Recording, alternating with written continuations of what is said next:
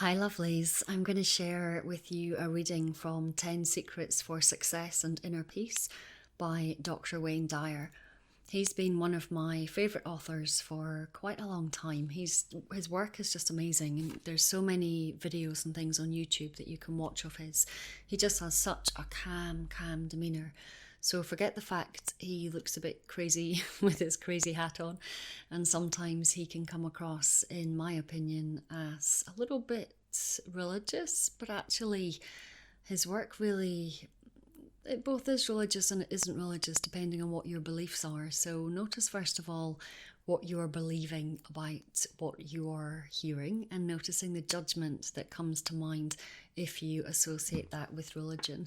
I went to a Catholic primary school, was brought up very much as a Catholic.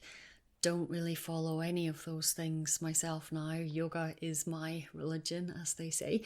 But I think it's particularly apt that the first chapter of this book is called The First Secret. Have a mind that is open to everything and attached to nothing. So have a seat, grab a brew, press pause if you need one. Get yourself nice and comfy, because even if you think your little one is not going to fall asleep right now, they probably will, and it's always good to be in a comfy position when that happens. So, have a mind that is open to everything and attached to nothing. Having a mind that is open to everything and attached to nothing sounds easy until you think about how much conditioning has taken place in your life, and how many of your current thoughts were influenced by geography, the religious beliefs of your ancestors, the colour of your skin, the shape of your eyes, the political orientation of your parents, your size, your gender, the schools that were selected for you, the vocation of your great-grandparents, to list just a few of the possibilities. You showed up here as a tiny baby, capable of an infinite number of potentialities. Many of your choices remain unexplored because of a hopefully well-intentioned conditioning program designed to make you fit the culture of your caretakers. You probably had next to no opportunity to disagree with the cultural and societal arrangements made for your life. There may have been some adults who encouraged you to have an open mind, but if you're honest with yourself, you know that your philosophy of life, your religious outlook, your manner of dress, and your language are a function of what your tribe and its heritage determined was right for you. If you made any fuss about going against this preordained conditioning, you probably heard even stronger voices insisting that you get back in line and do things the way they have always been done. Fitting in superseded having a mind that was open to new ideas. Now, I should also say that if you can hear a strange sound, Goldie has joined me and appears to need to clean herself from top to toe. So that is not me, I promise. If your parents were Jewish, it's unlikely that you were raised to honour and respect the Muslim religion, and vice versa. If both your parents were Republicans, it's improbable that you heard the virtues of the Democratic Party extolled. Whatever the reasons our ancestors may have had for not having open minds, it's true that they inhabited a much less populated world than we do. In today's overpopulated world, we simply cannot continue to live with those old styles of closed-mindedness. I urge you to open your mind to all possibilities, to resist any efforts to be pigeonholed, and to refuse to allow pessimism into your consciousness. Having a mind that is open to everything and attached to nothing seems to me to be one of the most basic principles that you can adopt to contribute to individual and world peace. No one knows enough to be a pessimist. Find any opportunity to observe a tiny little green sprout emerging from a seed. When you do, allow yourself to feel the awe of what you're seeing. A famous poet, Rumi, observed, "Sell your cleverness and purchase bewilderment." The scene of an emerging sprout represents the beginning of life. No one on this planet has even a tiny clue as to how all of this works. What is that creative spark that causes the life to sprout? What created the observer, the consciousness, the observation, and perception itself. The questions are endless. A short while ago, Earthlings in the space program were moving a tiny vehicle on Mars via remote control. Invisible signals took 10 minutes to travel through space and arrive to make right turns and instruct a scoop to pick up some Martian real estate to examine.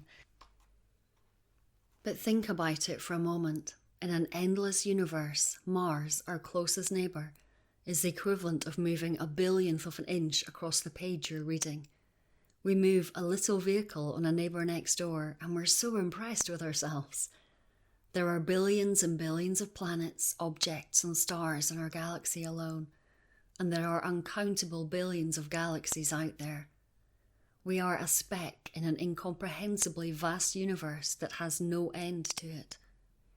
Think about this. If we find the end, would there be a wall at the edge of the universe? If so, who built it? Even more perplexing, what's on the other side of the wall, and how thick is it? How can anyone be a pessimist in a world where we know so little?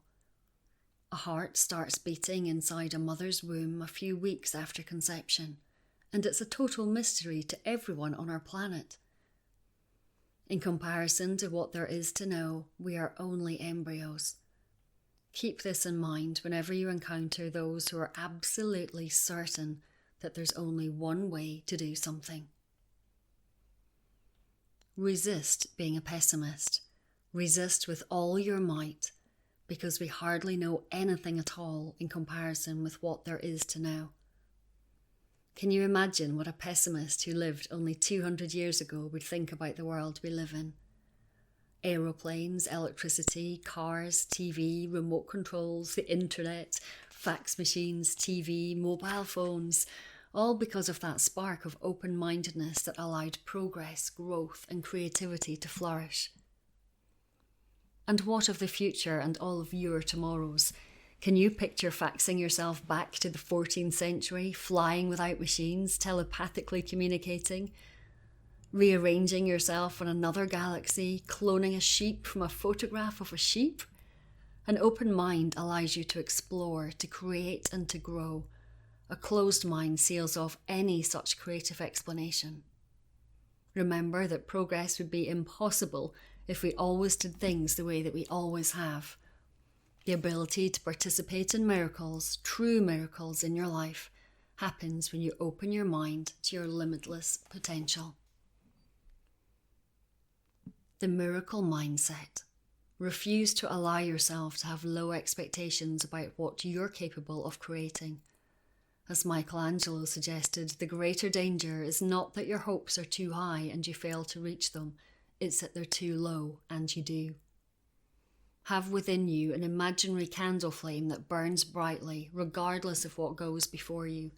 Let this inner flame represent for you the idea that you're capable of manifesting miracles in your life.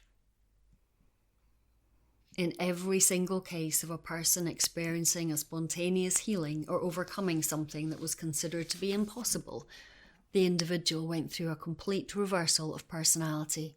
They actually rewrote their own agreement with reality. To experience spontaneous miracles, you must have a sense of yourself as godlike. The scriptures say, with God all things are possible. Now tell me, what does that leave out?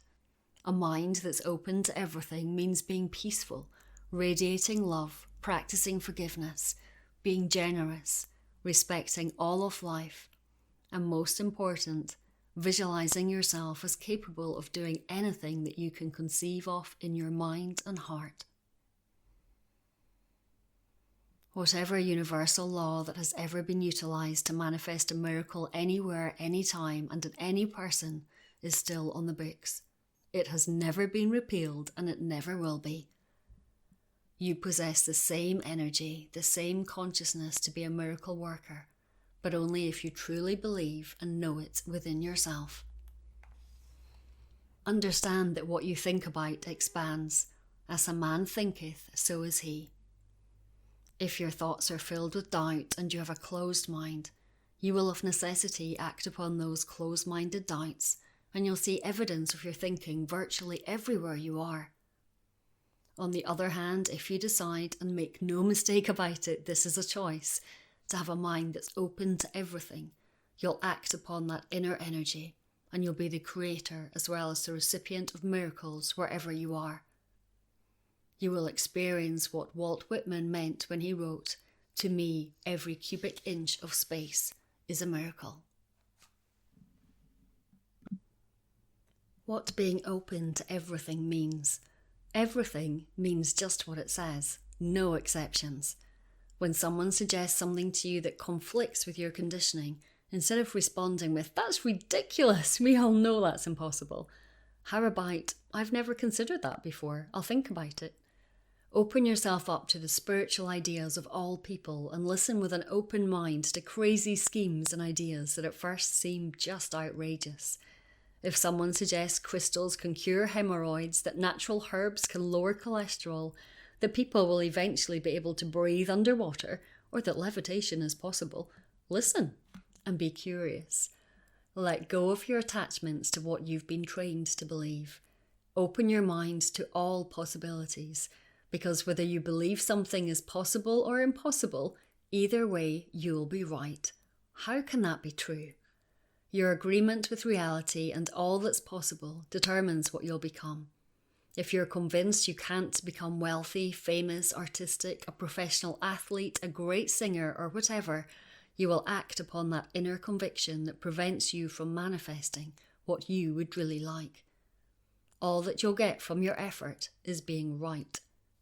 When you need to be right, you're attached to your conditioned reflex of the way things are and have always been, and you assume that they always will be. Releasing your attachments. This first secret has two components.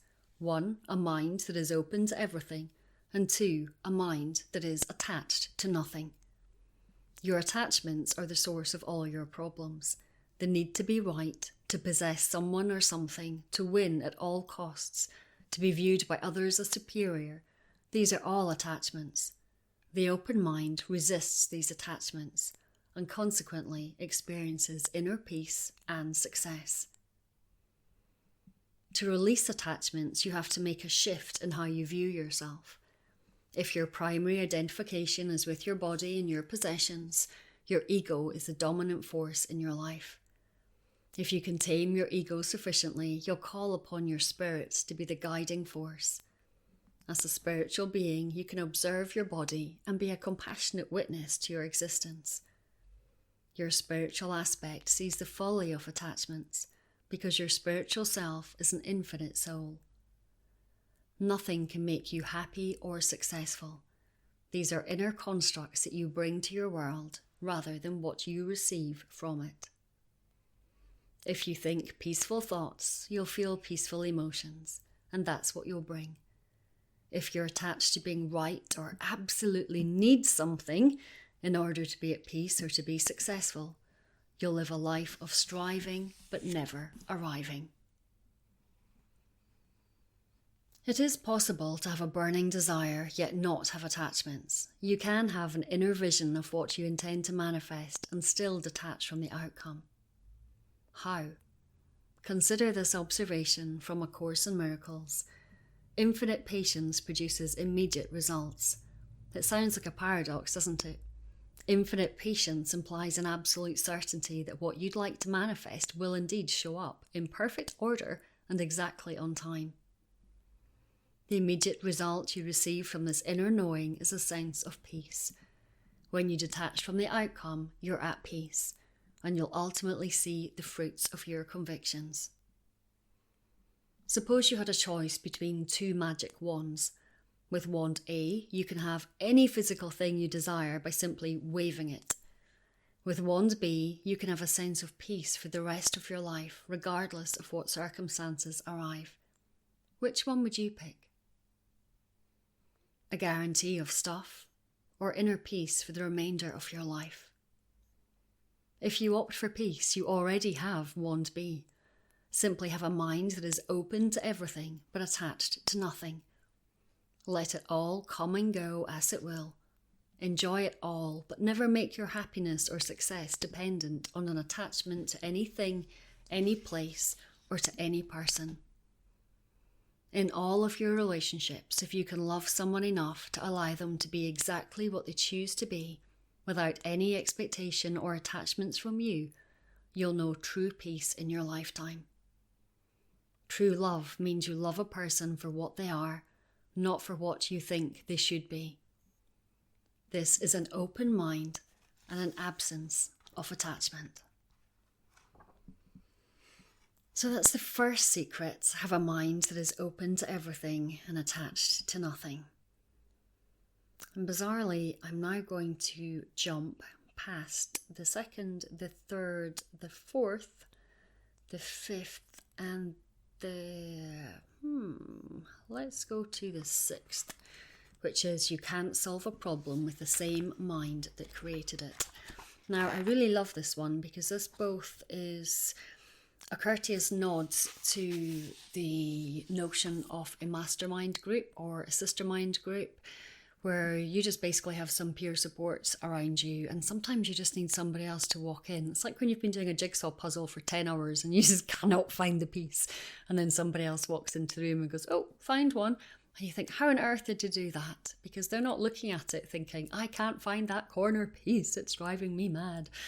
And so this is also the idea with the postnatal hub and in time with the prenatal hub, is that when there's something that's bothering you, and it by no means does this need to become some kind of counselling group, but equally, when there's something that bothers you, reach out. Don't be afraid to come and ask. I am, as you may have noticed, having some tech fun with what's going on at the moment when I'm trying to do these videos, but I am not too proud to say this is difficult. And I'm trying to get the right support so that when I'm streaming, I'm giving you really high quality, and I want to be able to focus all of my attention on the classes and on the content and not be worried about the lighting and actually what's happening with the microphone and is the processor fast enough. And so it's being able to reach out for help instead of me just going, it won't work, it must be the internet. Grr. So yes, you can't solve a problem with the same mind that created it. Let me slurp my tea for a moment.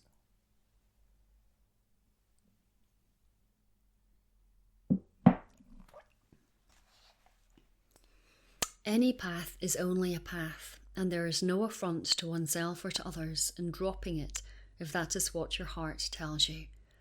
And that's Carlos Castaneda. So the sixth secret, you can't solve a problem with the same mind that created it. Any problem can be resolved with a spiritual solution. And if you suddenly think, oh no, Sophia, not the spiritual stuff again, remember, let go of your attachments.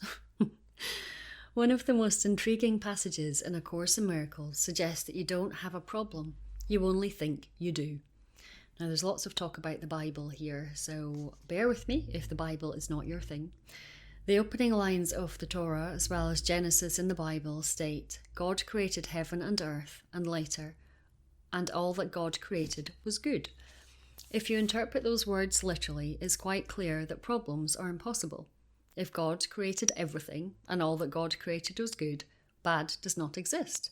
But, you say, disease, disharmony, despair, COVID-19, and so on, all appear to exist and run rampant in our world.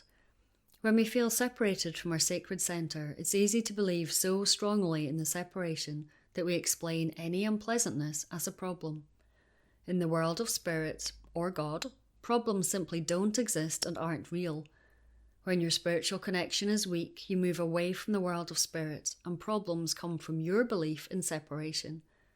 Your mind creates the illusion of separateness, and your body, influenced by your ego thoughts, takes on disease. Our societies are the creation of our collective thoughts. They take on the same separation sickness, and then we have what we call social problems. All of the so-called problems, however, represent a spiritual deficit that can be remedied with spiritual solution. Think of it this way. If you change your mind, you will solve your problem. How to go about changing your mind? Can you accept the idea that it's your belief in your separation from God that creates the attitude that you label a problem? Can you explore the idea that what you're calling problems are simply illusions or mistakes of your intellect? And if God is a trigger word for you, change that word to whatever you need it to be, whether it's universe or spirits or life or energy. If God is everywhere, there is no place that God is not. Therefore, you have God with you at all times. You may believe otherwise, and it's this belief system that creates your so-called problems. If you can bring truth to the presence of illusion, they will dissolve, just as you know that 3 plus 3 equals 6 is true, and that 3 plus 3 equals 10 is untrue. Stop counting on your fingers. By bringing truth to the presence of this arithmetic error, it simply dissolves. So too will all of your beliefs that create problems in your mind dissolve when you bring the higher energy of truth to them. St. Francis of Assisi, in his famous prayer, beseeches us to change our mind to this thought: where there is hatred, let me sow love. Light always dissolves darkness. Love always nullifies hate. Spirit cancels problems.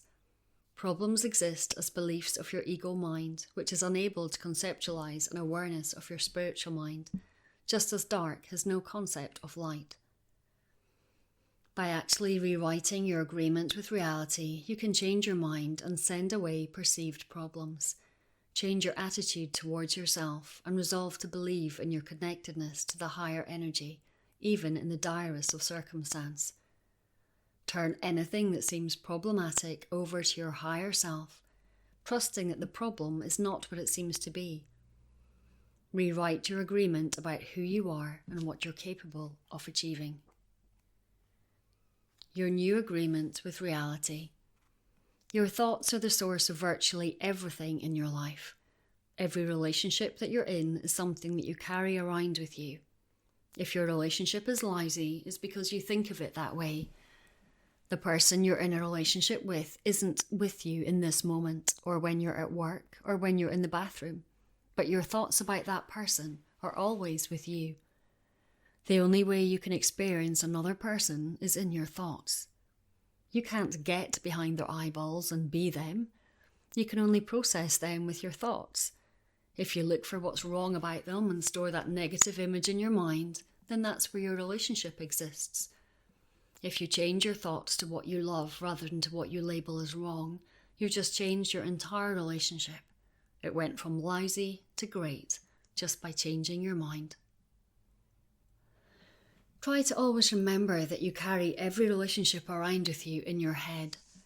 Robert Frost reminded us, you love the things you love for what they are. When you forget this and process other people on the basis of what you think they should be, or what they used to be, or how they compare to what you are, then you've sent love away, and in your mind the relationship has gone sour. You experience everything and everyone in your thoughts.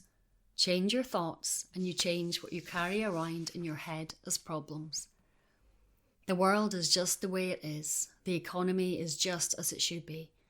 The people who are behaving badly in the world are doing what they're supposed to be doing. You can process it in any way that you choose. If you're filled with anger about all those problems, you are one more person contributing with the pollution of anger. Your desire to do something about the lowest energy will motivate you to be more loving, more feeling, and more peaceful. And in doing so, you may influence those who are the furthest removed to return to source. This new agreement with yourself to stay connected, even when it seems to be the most difficult thing to do, will allow whatever degree of perfect harmony that your body was designed for to proliferate. Turn disease over, treat your body to regular exercise, healthy food, large amounts of pure water and plenty of rest to allow it to function. Your new agreement with reality, in which you've blended your physical self and your personality with your spiritual connected self, will begin to radiate a higher energy of love and light. Wherever you go, others will experience the glow of your consciousness. Disharmony and disorder and all manner of problems simply will not flourish in your presence. Become an instrument of thy peace, as St. Francis desires in the first line of his famous prayer. Move up the ladder of human awareness from the lowest to the highest. Become a mystical being by simply changing your mind from one that created and experienced problems to one that solved them. The 3 levels of consciousness. Throughout your life, you can measure yourself on the following 3 levels of consciousness. Few, if any, ever stay at any one level all of the time. These levels of awareness are presented from lowest to highest. Number 1. The first level is ego consciousness. In ego consciousness, your primary emphasis is on your personality and your body. There's an exceptionally strong belief in your separateness from everyone else, from all that you'd like to attract into your life. This attitude puts you into a state of competing for your share, as if your job is to get there first. Winning and being number 1 seem to be the most important things you can do when you live at this level. You spend a lot of your time measuring your success on the basis of how you stack up against others. If you have more than others, you feel better about yourself. Having more money makes you feel better. Accumulating more rewards and prestige and climbing higher on the corporate ladder encourage you to feel good about yourself. Ego consciousness prods you to compete, compare, and conclude that you are the best, so you can concentrate on running faster and looking better. It's at this level of consciousness that problems exist. This is where inner peace is virtually impossible and success eludes you, because you must always be striving to be someplace else. In order to walk comfortably along the extra mile, you must tame this ever-demanding, impossible-to-satisfy ego. Feelings of despair, anger, hatred, bitterness, stress, depression all stem from the ego anxiety and insistence on living up to an external standard. The result is the anguish of not measuring up or fitting in properly. The ego will seldom allow you to rest and demands more and more because it's terrified that you will be called a failure. When you move beyond ego and make your higher self the dominant force in your life, you'll begin to feel that contentment and inner glow of peace and success that characterize the extra mile. Number 2, the second level is group consciousness. Group consciousness is similar to ego consciousness, with the exception that you move past yourself as the central focus of your life, and you now include others who are members of your tribe or your clan. You suppress your individual ego and join a larger organization, the group ego.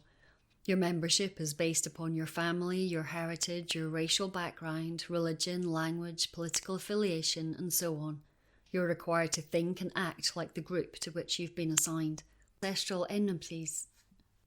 To some extent, you have blind allegiance to a company that may be making weapons of destruction, a concept to which you're normally opposed, but you do it anyway because it's my job.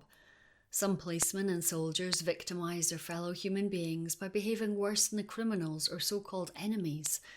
Our inhumanity to our fellow human beings is often justified on the grounds of a group consciousness mentality. Members of gangs or societies will behave in horrible ways, spurred on by a group or clan mentality. In short, what the group dictates becomes your identification card as a human being. Remember that you can't solve any problem with the same mind that created it. In order to resolve a struggle that results from group consciousness, you have to change your mind or continue to have that problem haunt you.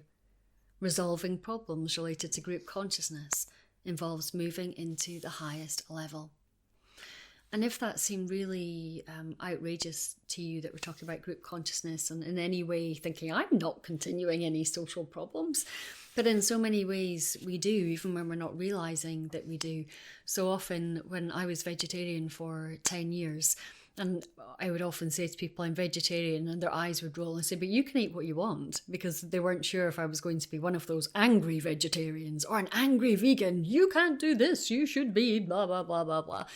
Everything else that comes with it. And actually, apart from the fact that being angry gives you a whole load of energy that can be really useful, I don't think anger serves that much of a purpose other than to give you that energy and to let you know when your boundaries have been crossed. It's also quite good for scaring away the neighbour's cat, but I try not to do that too often. So the third level is mystical consciousness. This level of problem-free consciousness is distinguished by the feeling of connectedness rather than separateness. At the level of mystical consciousness, you feel connected to everyone, every creature, the entire planet. Feeling connected means you truly sense that we are all one and that harm directed at others is really harm directed at ourselves. Here, cooperation supplants competition, hatred dissolved with love, sadness reduced to nothingness with joy. At this level, you're a member of the human race, not a subgroup. Here, you're a nation of the world with a global awareness. In mystical consciousness, you won't feel separate from anyone, anything. You won't be what you have, what you accomplish, or what others think of you.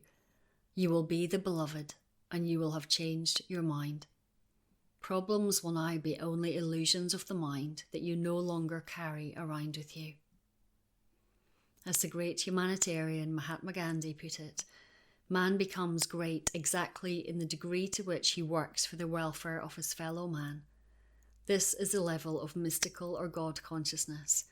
It is a place where you can live a problem-free existence by changing your thoughts from ego and group consciousness to the higher level of mysticism. Here you truly understand what Thoreau meant when he said, "There is no remedy for love but to love more." So there we go. A few little things for you to think about in there, and a few things for me to think about in there. It's funny, when I read this book the first time, probably about 10 years ago, I don't really remember there being so many references to God. And so it's funny for me now when I'm reading that back I don't have a trigger with the words God itself and I see it, but I am triggered to think, oh, what are other people going to think about me saying that? And if you're going to think that I'm some secret God person, ultimately I am a not very secret. I would like for there to be a whole lot more love in the world. I would like for us to be able to live in a much more harmonious environment. And I genuinely do believe, as I've got in my prenatal classes, that peace starts in the womb, and that we are making a huge, huge difference in the way that we bring up our children, the way that we endure and enjoy our pregnancies, and the way that we continue to parent as we move forward. So I am 100% for the let's have more love and even more love. And I really do find that for me personally, yoga and meditation, being out in nature, it feels like such a cliche since lockdown. Everybody talks about being out in nature. But actually, for me, it has been being out in nature way before it became common. Was that me in the group consciousness? Maybe the first one. Anyway, love, love, love. Love creates love. So I hope you enjoyed that little share. And feel free to drop a couple of comments. Feel free to talk lots about God or not a lot about God, to feel amazing about what you've just heard, or to be irate about what you've just heard, and ultimately be attached to nothing. Ta-da! Got out of that one, didn't I? Have a gorgeous day, lovelies. Lots and lots of love to you and yours. Bye-bye for now.